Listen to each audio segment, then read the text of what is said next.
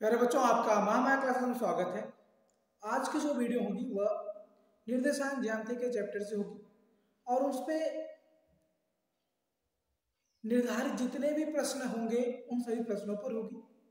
और आपको पहले ही बता दें कि जो यह प्रश्नावली है निर्देशांक ज्यामिति, यह अभ्यास अपने में सबसे अच्छा अभ्यास है, क्योंकि इसमें से बोर्ड परीक्षा में 5 नंबर के प्रश्न आते हैं। 5 अंक एकदम एग्जैक्टली आता है।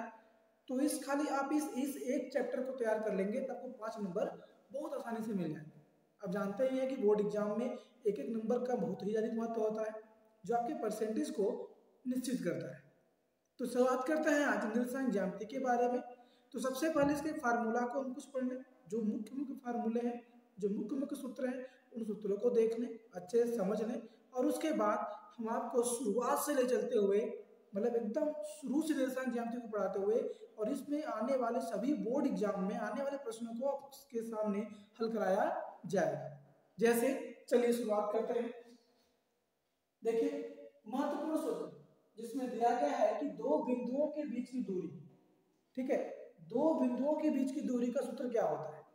तो दो बिंदुओं के बीच की दूरी अर्थात दो बिंदु दिए गए हैं, जैसे ए, तो इसका मान होगा x1 और y1, ये निर्देशांक होगा। और जो बिंदु बी दिया गया है यहाँ से यहाँ तक, इसके बीच की दूरी ज्ञात करनी है। इसका निर्देशांक x2 और y2 होगा। तो इन दोनों बिंदुओं के बीच की जो दूरी का फार्मूला होता है वो ये होता है √x1 - x2 का whole square plus y1 - y2 का होल स्क्वायर। अगर सीधे सीधे हम उस मान को उठाकर इस सूत्र पे रख देंगे तो क्या होगा कि दो बिंदुओं के बीच की दूरी का मान एकदम आसानी से निकल जाएगा। तो आपको बस यही याद कर लेना है कि दो बिंदुओं के बीच की दूरी का सूत्र बराबर √x1 - x2 का whole square plus y1 - y2 का होल स्क्वायर। चलते हैं अगले सूत्र पे। अगला सूत्र दिया गया है कि दो बिंदुओं x1 y1 तथा x2 y2 को m1 व m2 मतलब m1 संबंध m2 के अनुपात में विभाजित करने वाले, अंतः विभाजित करने वाले बिंदु के निर्देशांक क्या है। तो इसका फार्मूला होता है m1 x2 plus m2 x1 अपान m1 प्लस m2 और m1 y2 plus m1 m2 y1 अपान m1 प्लस m2। देखते रहिएगा, यही फार्मूला है। इस फार्मूले को अगर हम जहां मान रखेंगे तो हमारा हल क्या होगा, तुरंत ही प्राप्त हो जाएगा। अगला प्रश्न का सूत्र है कि दो बिंदुओं x1 y1 x2 y2 के मध्य बिंदु का निर्देशांक, जैसे यह एक रेखा दी गई है, इसका जो मध्य बिंदु ज्ञात करना, मान लीजिए बिंदु क्या होगा, डी होगा, तो इसका निर्देशांक क्या होता है। इसका निर्देशांक का फार्मूला होता है x1 प्लस x2 अपान 2, मतलब x1 धन x2 बटे 2 कामा y1 प्लस y2 अपान 2, y1 प्लस y2 बटे 2, ये सूत्र पे रखेंगे। यहाँ पर देखिए दिया गया x1 प्लस x2 अपान 2 और y1 प्लस y2 बटे 2, तो इसका फार्मूला का क्या होगा। इसके आधार पर हम सूत्र सवालों को हल कर सकते हैं। और भी प्रश्न है, मतलब और भी फार्मूले हैं। जैसे दिया गया है कि एक त्रिभुज दे गया हो, एक त्रिभुज दे दिया गया हो और पूछे कि उस त्रिभुज का केंद्र का निर्देशांक ज्ञात कीजिए, ठीक है। तो यह हम अगले बात बताते हैं, लगे रहिए। देखिए, अगला जो सूत्र है त्रिभुज के शीर्ष, x1 y1 x2 y2 व x3 y3 है, तो त्रिभुज के केंद्र का निर्देशांक क्या होगा, ठीक है। देखिए अगर ध्यान से, अगर कोई त्रिभुज दे दिया गया हो, इसका नाम A है, B है, C, इसका निर्देशांक x1 y1 x2 y2 x3 और y3 दिया गया हो और पूछे कि इसके केंद्र का निर्देशांक क्या होगा, तो कैसे हम करेंगे। तो केंद्र का निर्देशांक बराबर होता है x1 plus x2 plus x3 और पूरे के बटे क्या करेंगे 2 कामा y1 plus y2 plus y3 अपान 2। जहां इस सूत्र का प्रयोग करेंगे कितना होता है, 3 होता है, ठीक है। x1 plus x2 plus x3 अपान 3, y1 plus y2 plus y3 upon 3, तो क्या होगा, ये हमारा जो फार्मूला है वह त्रिभुज के केंद्रक के मान को ज्ञात करने के लिए दिया गया है। और शेष जो बनता है वो त्रिभुज का क्षेत्रफल का है। तो त्रिभुज का क्षेत्रफल देखिए, पांचवा है लास्ट, त्रिभुज का क्षेत्रफल, त्रिभुज का क्षेत्रफल बराबर, तो ठीक है, त्रिभुज के क्षेत्रफल के लिए इसको लिखते हैं, इसके बाद अगली कड़ी में ध्यान देखिएगा, ये केंद्रक का हो गया और क्षेत्रफल का इसके तुरंत बाद बताते हैं। देखिए त्रिभुज के शीर्ष x1 x2 y2 x1 y1 x2 y2 x3 y3 दिया गया हो, तो त्रिभुज का क्या होता है, शुद्ध फार्मूला क्या होता है क्षेत्रफल का, तो जाएगा 1/2 x1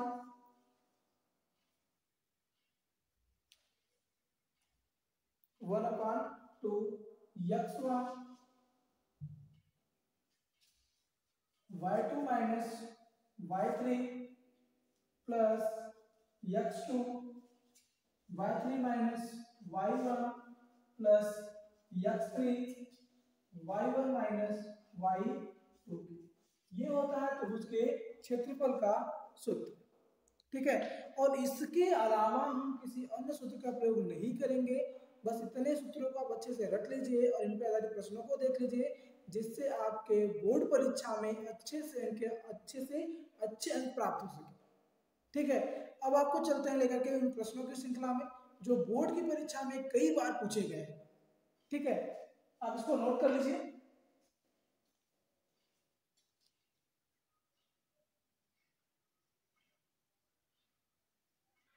चलिए अब निर्देशांक ज्यामिति को हम अच्छे से समझते हैं कि पहले भुज क्या होता है, कोटि क्या होती है, और एक मूल बिंदु का निर्देशांक क्या होता है, यक्ष क्या होता है।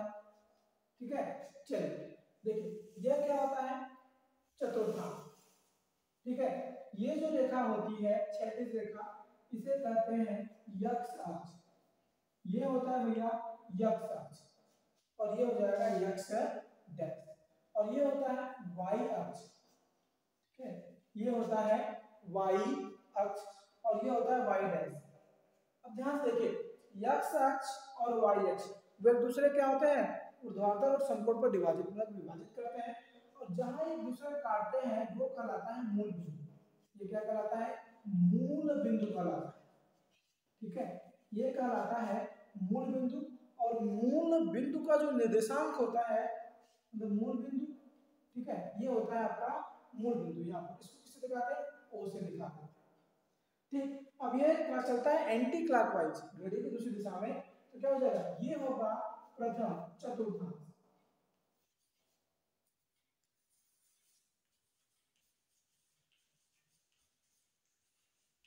ये प्रथम चतुर्थांश, ये होता है द्वितीय चतुर्थांश, और ये होता है तृतीय चतुर्थांश,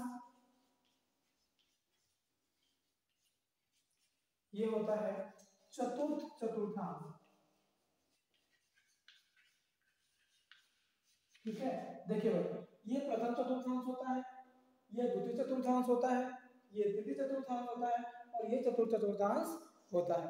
और ये चारों चतुर्थांशों के चिन्ह क्या होते हैं, अलग अलग होते हैं। इसका जो चिन्ह होता है वो पॉजिटिव होता है, धन और धन, इसमें जो भी मान आएगा वो धनात्मक होता है, और इस वाले में ऋण और धन होता है, इस वाले में ऋण और धन होता है, और इसमें दोनों मान क्या होते हैं, ऋणात्मक होते हैं, और इसमें धन कामा ऋण, पहला मान धनात्मक, दूसरा मान क्या होता है, ऋणात्मक होता है। ठीक है, और इस वाली रेखा मतलब यक्ष अक्ष जो रेखा होती है इसे भुज कहते हैं, इसे क्या कहते हैं, भुज कहते हैं। और इस ऊर्ध्वाधर रेखा को जो वाई खींचता है इसे क्या कहते हैं, कोटि कहते हैं। क्या कहते हैं, कोटि कहते हैं। ये वाली लाइन जो होती है यक्ष अक्ष को भुज तथा वाई अक्ष क्या कहते हैं, कोटि कहते हैं। ठीक है, अब यहां से आता है इंपॉर्टेंट चीज, देखिए भैया बिंदु का निर्देशांक क्या होता है, जैसे दिया गया बिंदु का निर्देशांक, ध्यान देखिए, जब बिंदु का निर्देशांक जब बनता है वह बनता है x और y से, अर्थात या ऐसे समझिए, या पहले लिखा होता है भुज और लास्ट में लिखा होता है कोटि। ठीक है, इस तरह से बनता है। भुज को पहले मतलब x का जो मान होता है वो भुज कहलाता है और y का जो मान होता है कोटि कहलाता है। तो पहले भुज लिखा जाता है, लास्ट में कोटि लिखी जाती है। ठीक, और जो मूल बिंदु का ध्यान रखिएगा, मूल बिंदु का, ये क्वेश्चन पर पूछता है, मूल बिंदु का निर्देशांक, मूल बिंदु का जो निर्देशांक होता है इसे कैसे कहते हैं, 0 और 0 से। मूल बिंदु का निर्देशांक क्या होता है, 0 और 0 से दिखाते हैं। और देखिए इधर जब चलते हैं तो मान होता है धनात्मक। ठीक है, इधर चलते हैं तब पर भी मान कैसे होते हैं, धनात्मक। और जब इधर चलते हैं तो मान होता है ऋणात्मक। ठीक है, और नीचे की तरफ चलते हैं तब परिमाण कैसा होता है, ऋणात्मक ही होता है। ठीक है, 0 से इधर चलेंगे तो मान धनात्मक होगा, ऊपर चलेंगे तो धनात्मक होगा, लेकिन इधर चलेंगे तो ऋणात्मक होगा, तो इधर चलेंगे तब परिमाण क्या होता है, ऋणात्मक होता है। इसलिए प्रथम चतुर्थांश में धन का चिन्ह होता है, दूसरे में माइनस का प्लस होता है, तीसरे में माइनस माइनस का चिन्ह होता है, और चौथे चतुर्थांश में प्लस और माइनस का चिन्ह होता है। जैसे चलिए इसको हम अच्छे समझे।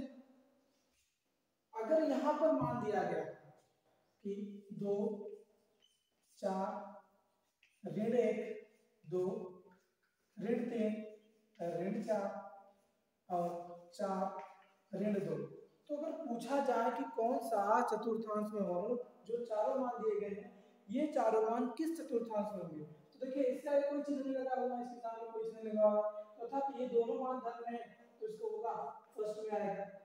ये देखिए माइनस और प्लस में है तो किस में आएगा, ये दूसरे में आएगा। और ये वाला मान जो होगा वो तीसरे में आएगा, और ये मान क्या होगा, चौथे चतुर्थांश में आएगा। बात समझ में आई? तो ठीक इसी तरह से चतुर्थांश का क्या होता है, डिवाइडेशन होता है, बटा होता है, और दूसरे तीसरे और चौथे में। अब चलते हैं इसी पर आधारित प्रश्नों की श्रृंखला, और वैसे प्रश्न जो बोर्ड की परीक्षा में एक नहीं कई बार रिपीट किया गया। ठीक है, तो आप बस वीडियो में कंटिन्यू लगे रहें। कोशिश तो यही रहेगी कि आपका जो पूरा निर्देशांक ज्यामिति है वो लगभग इसी वीडियो में समेटा जा सके, लेकिन आपको अच्छे समझ में आए ये ज़्यादा इंपॉर्टेंट है। तो वीडियो भाई जो भी प्रश्न रहेंगे, लेकिन ये याद कोशिश करिएगा भैया, ठीक है, जितने भी प्रश्न रहेंगे वो 100% आपके बोर्ड एग्जाम में आए हुए ही प्रश्न होंगे। चाहे आप क्वेश्चन बैंक उठाकर देख लीजिए, चाहे आप साल पेपर उठाकर देख लीजिए, हर साल ये प्रश्न पूछे गए, मतलब कि हर बोर्ड परीक्षा में से प्रश्न क्या होंगे, पूछे गए होंगे, जिससे आपका समय वेस्ट एकदम ना हो, एकदम समय का नुकसान ना हो, बस आपका जो आपकी तैयारी है वो अच्छे से होती रहे। चलते हैं अब अगले प्रश्न पे।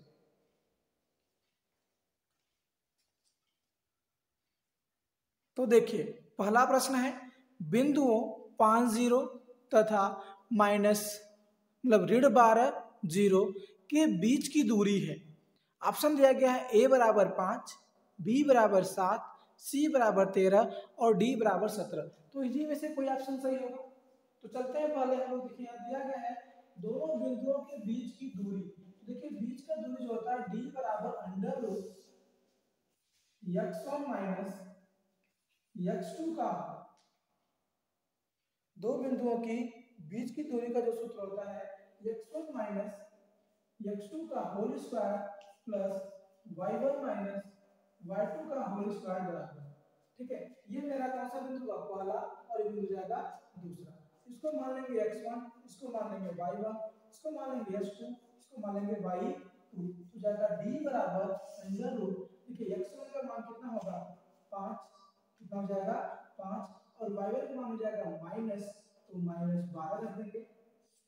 ठीक है, प्लस y2 क्या हो जाएगा, देखिए y1 का मान कितना है 0 और y2 का भी मान कितना है 0, तो 0 का वर्ग कर देंगे तो जाएगा d बराबर, देखिए ब्रैकेट को हटा दो तो जाएगा 5 माइनस माइनस प्लस 12, 12 का वर्ग, और ये तो क्या होगा माइनस 0 तो खत्म हो जाएगा, कितना हो गया डी बराबर अंडर रूट 12 में से 5 जोड़ दो कितना जाएगा 17। 17 का वर्ग कर देना है।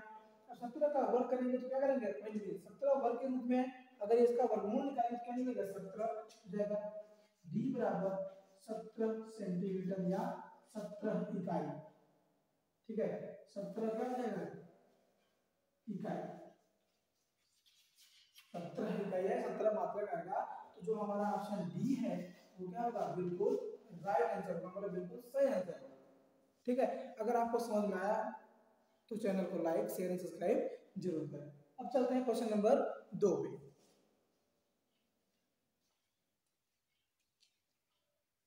दूसरा प्रश्न है कि P, जो P एक बिंदु का निर्देशांक दिया गया है -6 और 8 की मूल बिंदु से दूरी है। ऑप्शन दिया गया 8, 2 कड़ी में 7, 10 और 6, तो इनमें से कौन सा सही होगा। तो क्या करेंगे भाई, दिया गया है कि P बिंदु की मूल बिंदु से दूरी, तो मूल बिंदु को O से दिखा देंगे, O और P के बीच की दूरी निकाल लेंगे तो जाएगा। ठीक है, मूल जो बिंदु का निर्देशांक होता है 0 और 0 होता है, और इसका निर्देशांक क्या होता है -6 और 8 दिया गया है। इसको x1 मान लेंगे, इसको y1 मान लेंगे। ठीक है, इसको x2 मान लेंगे, इसको y2 मान लेंगे। तो क्या होगा, d बराबर √2, d बराबर x1 plus x1 minus x2 का whole square plus y1 minus y2 का होल स्क्वायर, तो जाएगा d बराबर कर लीजिए x1 मेरा कितना होगा, ध्यान से देखिएगा 0 माइनस और x2 कितना रखेंगे 6, तो ऋण कितना हो जाएगा धन 6 का वर्ग कर देंगे, प्लस y1 कितना होगा 0, कितना हो जाएगा 0, और y2 कितना हो जाएगा -8 का वर्ग करेंगे, तो जाएगा d बराबर कर डी में देखिए 6 के साथ 16 जुड़ेगा नहीं, तो 6 का वर्ग करेंगे, और यहाँ 8 से घटेगा नहीं, मिलेगा -8/2, तो जाएगा d बराबर कर डी में 6 का जब वर्ग करेंगे कितना आएगा 36, और 8 का वर्ग करेंगे देखिए -3, ऋण 8 गुणे जब ऋण 8 करते हो तो 8 धन हो जाएगा 8 का 64 हो जाएगा, तो जाएगा 60, और दोनों को जोड़ देंगे तो जाएगा अंडर रूट कितना आएगा 100, कितना जाएगा अंडर रूट 100, और अंडर रूट 100 का मान कितना होता है, वर्गमूल निकालेंगे कितना आएगा 10, कितना आ जाएगा 10 आ जाएगा। हमारा जो बिल्कुल सही उत्तर होगा वो होगा क्वेश्चन ऑप्शन नंबर सी, जो 10वां है वो बिल्कुल सही है। अब चलते हैं अगले प्रश्न पे। अगला प्रश्न दिया गया है, आप देखते रहिए, आपको अच्छा लग रहा है तो पूरा देखिए और अधिक लोगों तक शेयर भी कीजिए।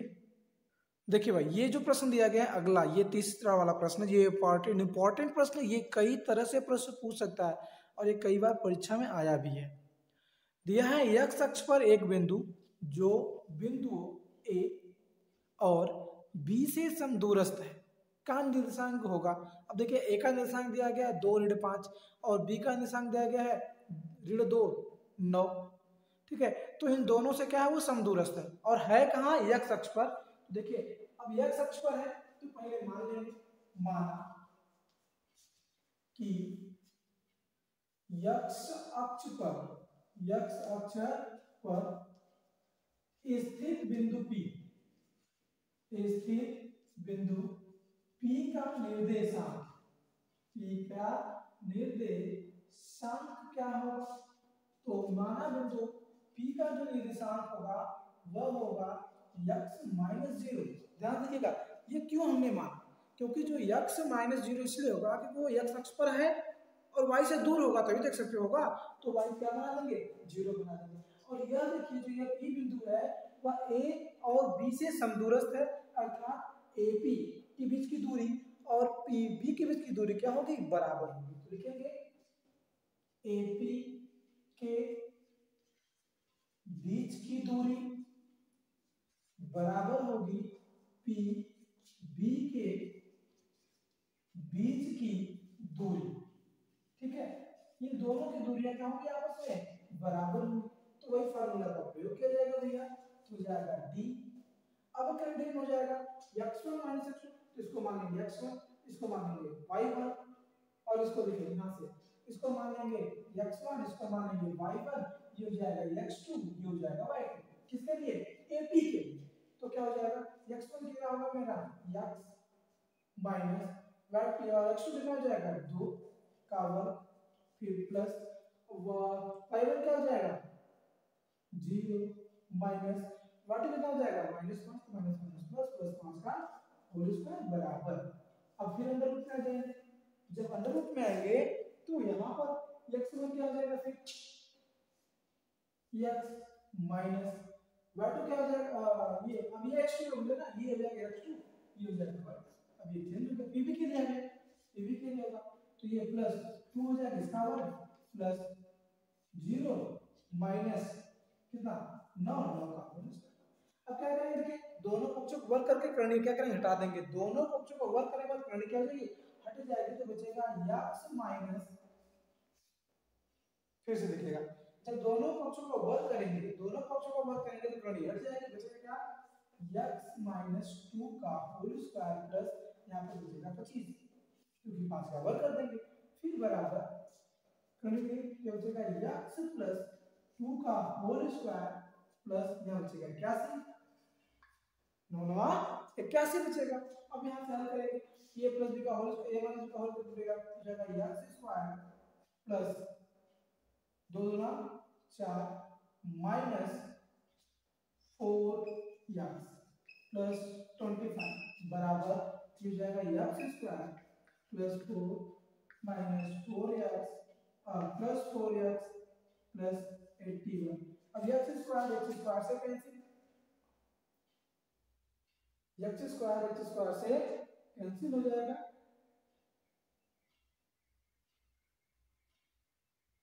ये हो गया ना। अब इस वाले क्या करेंगे, इस 4x क्या करेंगे इधर कर दो या इस वाले इधर को इधर कर दो, तो क्या बचेगा देखिए 4 और 4 को भी कैंसिल कर दो तो बचेगा क्या माइनस 4x प्लस 25 बराबर 4x प्लस 81 तो 4x को इधर ले जाओ और 81 को इधर ले जाओ तो जाएगा क्या बताइए 25 ऋण 81 बराबर 4x प्लस 4x और 25 में से 81 निकाल देंगे कितना बचेगा बताइए, जब 25 में से 81 में से 25 घटा देंगे कितना बचेगा 56 बचेगा, कितना बचेगा -56 बराबर 8x, इतना मान बचेगा मेरा। अब क्या करेंगे इस 8x से भाग देंगे तो जाएगा x बराबर -56 अपॉन 8 बटा कितना होगा x बराबर 856 माइनस 7 कितना आया x बराबर 7 आया, तो जो बिंदु बनेगा उसका आंसर क्या हो जाएगा तो लिखेंगे बिंदु बिंदु P का निर्देशांक, बिंदु P का निर्देशांक बराबर हो जाएगा x हो गया ना तो जाएगा -7 और 0, कितना आएगा -7 और 0, आप देखते रहिएगा -7 और 0, तो ये हमारे ऑप्शन में कहां है पहला ऑप्शन ही सही होगा, पहला ऑप्शन देखो पहला दूसरा तीसरा और चौथा, और इन चारों ऑप्शनों में तो जो पहला ऑप्शन है वही क्या होगा बिल्कुल सही होगा। ठीक है, अब चलते हैं अगले प्रश्न पे जो कई बार कह रहे हैं, बार बार देखिए कहा जा रहा है कि वही प्रश्न चुना जा गया है जो बार बार बोर्ड परीक्षा में पूछा गया है। ठीक है, तो जितने भी लोग आज की जो लाइव क्लास है या आज की जो लाइव क्लास में देख रहे हैं उन सभी लोगों को बहुत बहुत धन्यवाद भाई कि आप लोग मेहनत करके आप लोग जुड़े हुए हैं। तो आज का जो समय होगा आपको नुकसान न, इसलिए इम्पोर्टेंट प्रश्नों को ही संकलित किया गया है। ठीक है, बस आप लोग पूरी मेहनत के साथ चैनल पर लगे रहें, वीडियो को लाइक एंड सब्सक्राइब करें, चैनल को सब्सक्राइब करें, और हम आपको इसके एवज में आपको अच्छे से अच्छी आपकी बोर्ड की तैयारी करवाएंगे जिसमें कोई ऐसी समस्या नहीं होगी जिसमें आपका कोई प्रश्न छूटा जो बोर्ड परीक्षा में आया हो और हम आपको पढ़ाएंगे। ठीक है, तो आप बस लगातार समय के साथ जुड़े रहें और प्रतिदिन जुड़े रहें, इसी समय से हर दिन हर विषय की कोशिश तो करते हैं कि हर एक चैप्टर का आपको सोल्यूशन मिले। ठीक है, बस आपसे बस उम्मीद वही रहती है कि आप हमारे चैनल को थोड़ा सा भाई ध्यान दें, चैनल वीडियो को लाइक करें और चैनल को सब्सक्राइब करें। ठीक है, अब चलते हैं इसके अगले वाले प्रश्न पे।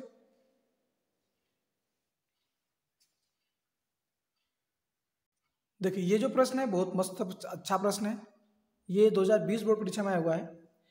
इसमें दिया गया है कि दो बिंदु ऋण 2 6 और ऋण 2 10 को मिलाने वाले रेखाखंड के मध्य बिंदु के निर्देशांक होंगे। पहला ऑप्शन दिया गया ऋण 2 3, दूसरा ऑप्शन है ऋण 2 5, तीसरा ऑप्शन है ऋण 2 8, चौथा ऑप्शन है 0 और 2। तो देखिए मध्य बिंदु का निर्देशांक पूछा है, तो आप लोगों को हमने पहले बताया कि मध्य बिंदु का निर्देशांक, याद रखिएगा मध्य बिंदु का निर्देशांक बराबर होता क्या है x1 प्लस x2 पूरे के बटे 2 कामा y1 प्लस y2 और पूरे के बटे 2। तो तुरंत भैया इसको x1 और इसको y1 मान लो, इसको x2 और इसको y2 मान लो और तुरंत मान रख दो। x1 का मान कितना होगा ऋण 2 होगा और x2 कितना होगा वो भी ऋण 2 होगा कामा बटे हो गया 2 ना, फिर y1 कितना होगा 6 होगा और y2 कितना होगा बताइएगा, प्लस प्लस में है तो प्लस 10 होगा, 10 पूरे के बटे 2। तो मान कितना प्राप्त हुआ ध्यान रखिएगा, तो मान प्राप्त हुआ ऋण और ऋण ऋण 4 पूरे के बटे 2 कामा 10 है 16 16 के बटे 2। तो इसको जब डिवाइड करेंगे तो कितना आएगा ऋण 2 और 2 अट्ठे 16 कितना होगा 8।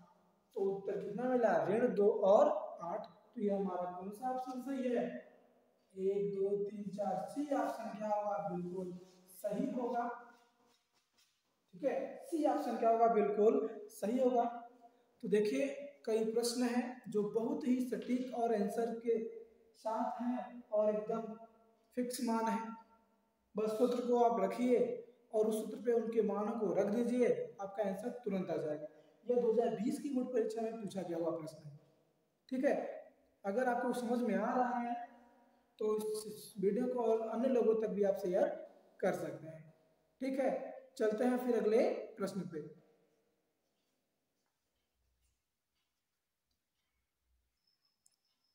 चलिए देखिए ये जो प्रश्न है ये भी इंपॉर्टेंट है। बिंदु 3 4 बिंदु 3 4 का यक्ष अक्ष से दूरी। ठीक है क्या प्रश्न है देखिए फिर से, बिंदु 3 4 का यक्ष अक्ष से दूरी बतानी है। ऑप्शन दिया गया है 3 ऋण 3 4 और 5। ऐसे प्रश्न आपको बहुत बार पूछे जाते हैं। ठीक है ऐसे प्रश्न बहुत बार पूछे जाते हैं कि एक बिंदु दे देगा और पूछेगा कि भैया उस बिंदु का x अक्ष से दूरी कितनी है या y अक्ष से दूरी कितनी है। ठीक है तो उसका एक नॉर्मल सिंपल फार्मूला है, अगर कोई बिंदु अगर आपको दे दिया जाए और वो पूछे कि उसका x अक्ष से कितनी दूरी है, तो देखिए अगर x अक्ष से दूरी पूछता है, x अक्ष से दूरी, ठीक है ये अगर x अक्ष से दूरी पूछता है तब क्या करेंगे y का बिंदु, तब देखिए x अक्ष से दूरी पूछता है तो बिंदु y का निर्देशांक होता है, क्या होता है y का निर्देशांक। ध्यान से देखिएगा दो फार्मूले हैं दोनों आपको रख लेने हैं एकदम सिंपल। अगर कभी भी सवाल में पूछे कि x अक्ष से दूरी कोई बिंदु दे दे और पूछे कि उसका x अक्ष से दूरी क्या होगा तो तुरंत आपको उसी बिंदु का उसी दिए गए बिंदु की y का निर्देशांक बताना है। तो चलिए भैया सवाल में आ जाइए 3 4 जो ये बिंदु दिया गया है इसका x अक्ष दूरी कितना होगा, तो ये वाला ये बिंदु y का निर्देशांक तो ये होगा ना, तो कितना होगा 4। तो इस जो ऑप्शन दिए गए इसमें जो सी ऑप्शन होगा वो हमारा क्या होगा सही है। बात समझ में आई, बात समझ में कि नहीं। अगर कोई बिंदु दिया गया हो और उससे पूछे कि उस बिंदु जो दिया गया है उसका वह जो बिंदु x अक्ष से कितना दूरी पर है तो किसको बताएंगे y को बताएंगे। ठीक है किसे बताएंगे y को बताएंगे। और यदि दिया हुआ बिंदु y अक्ष से दिया है मुझे y अक्ष से दूरी, y अक्ष से यदि दूरी पूछता है तो आपको उसी बिंदु का तो बिंदु x का निर्देशांक बताना है। समझिएगा बहुत ही सिंपल है, क्या करना है आपको अगर वही प्रश्न रिपीट करे और चेंज कर दे, कहे कि नहीं भैया एक बिंदु दिया गया है, अब x को नहीं पूछ रहा है, किसको पूछ रहा है, y x से कितना दूरी पर है। जब y x से दूरी पूछेगा तो उसी बिंदु पे x के मान को बता देंगे, तो आपका आंसर क्या हो जाएगा, बिल्कुल सही हो जाएगा।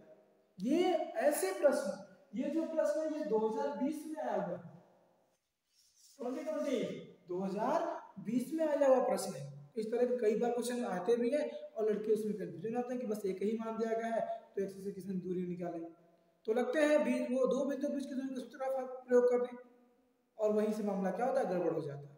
तो उसको तो बस देखते हो, उसका आंसर मार देना है। ठीक है, चलते हैं अब अगले प्रश्न पर।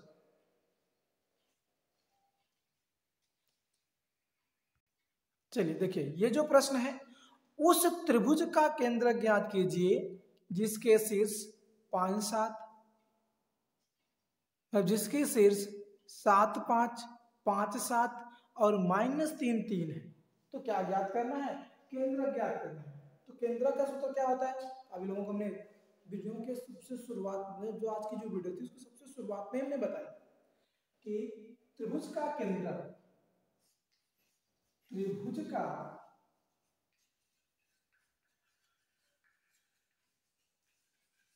केंद्रक बराबर क्या होता है, x1 plus x2 plus x3 upon 3 कामा y1 plus y2 plus y3 upon 3।